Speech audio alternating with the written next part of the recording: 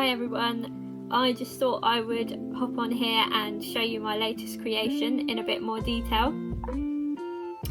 So this is a little brown owl which I've created from plush fabric, and he is about life size for a small brown owl. He's got a jointed head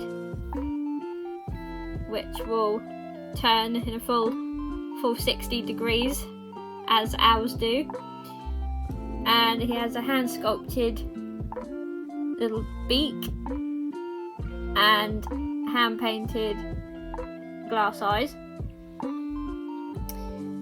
and his feet are made from silicone, so they have a skin-like effect, and they're also flexible as well, and his claws. And his wings are fully armatured, so they can extend like so. And he also has armature in his little tail.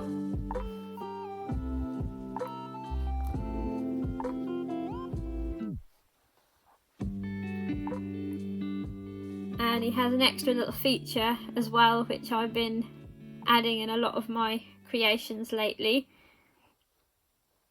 So he can, when he's pressed,